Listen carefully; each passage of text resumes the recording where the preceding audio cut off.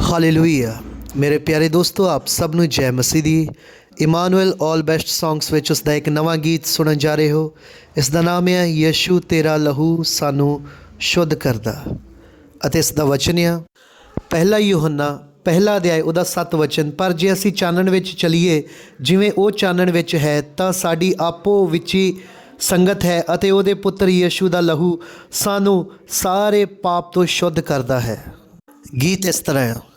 ਯਿਸੂ ਤੇਰਾ ਲਹੂ ਸਾਨੂੰ ਸਦਾ ਸ਼ੁੱਧ ਕਰਦਾ ਏ, ਯਿਸੂ ਤੇਰਾ ਲਹੂ ਸਾਨੂੰ ਸਦਾ ਸ਼ੁੱਧ ਕਰਦਾ ਏ।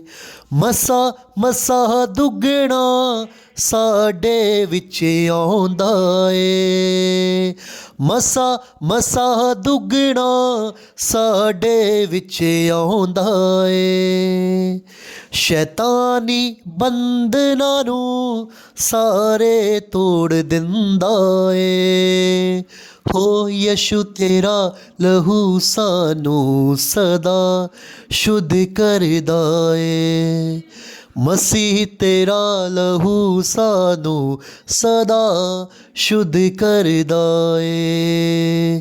ਮਸੀਹੀ ਪਾਕ ਰੂਹ ਦਾ ਮਸਾ ਮੰਗਦੇ, ਮਸੀਹੀ ਪਾਕ ਰੂਹ ਦਾ ਮਸਾ ਮੰਗਦੇ। ਹਾਲੇਲੂਇਆ ਬੋਲ ਅੱਗੇ ਵੱਧਦੇ, ਹਾਲੇਲੂਇਆ ਬੋਲ ਅੱਗੇ ਵੱਧਦੇ। ਮਸਾ ਮਸਾ ਦੁੱਗਣਾ ਮੇਰੇ ਵਿੱਚ ਆਉਂਦਾ ਏ, ਮਸਾ ਮਸਾ ਦੁੱਗਣਾ ਮੇਰੇ ਵਿੱਚ ਆਉਂਦਾ ਏ। ਯਿਸੂ ਤੇਰਾ ਲਹੂ ਸਾਨੂੰ ਸਦਾ ਸ਼ੁੱਧ ਕਰਦਾ ਏ, ਮਸੀਹ ਤੇਰਾ ਲਹੂ ਸਾਨੂੰ ਸਦਾ ਸ਼ੁੱਧ ਕਰਦਾ ਏ। ਮਸੀਹ ਪਾਣੀ ਨੂੰ ਮਹਿ 'ਚ ਬਦਲੇ, ਮਸੀਹ ਪਾਣੀ ਨੂੰ ਮਹਿ 'ਚ ਬਦਲੇ।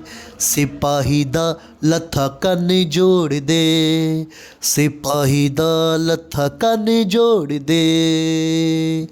ਕਿਰਪਾ ਤੇ ਕਿਰਪਾ ਯਿਸੂ ਸਾਡੇ ਤੇ ਕਰਦਾ ਏ, ਕਿਰਪਾ ਤੇ ਕਿਰਪਾ ਯਿਸੂ ਸਾਡੇ ਤੇ ਕਰਦਾ ਏ। ਯਿਸੂ ਤੇਰਾ ਲਹੂ ਸਾਨੂੰ ਸਦਾ ਸ਼ੁੱਧ ਕਰਦਾ ਏ, ਮਸੀਹ ਤੇਰਾ ਲਹੂ ਸਾਨੂੰ ਸਦਾ ਸ਼ੁੱਧ ਕਰਦਾ ਏ। ਹਾਲੇਲੂਇਆ, ਆਮੀਨ ਆਮੀਨ।